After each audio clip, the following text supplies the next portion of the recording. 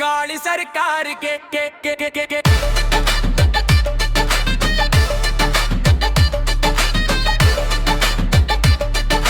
गाड़ी सरकार के गाँव में गूंजे नाम हो, सब बोले सरकार के काम हो।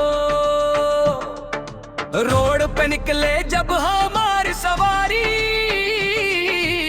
देख के सब बोले आ गई सरकार के गाड़ी गे। गाड़ी सरकार के चमके बाजार में, नाम हमारे गूंजे पूरे जिला शहर में। गाड़ी सरकार के चले दमदार के, देख के दुश्मन सब भागे फट डर के।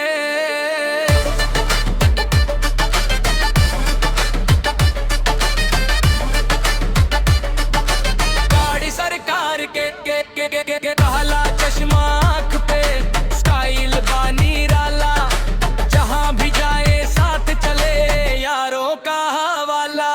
सायरन ना सही पर रुतबा बड़ा भारी, हमारा नाम सुन के कांपे गलियारी। गाड़ी सरकार के चमके बाजार में, नाम हमारे गूंजे पूरे जिला शहर में।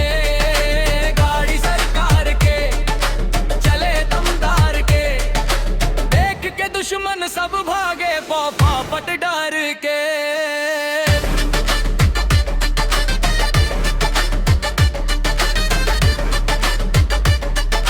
गाड़ी सरकार के थार हो या स्कॉर्पियो, सड़के कांप जाए, हमरा साथे दोस्ती सबके काम आए। दुश्मन चाहे लाख हो, डर का है माने, सरकार के नाम से सब पहचाने।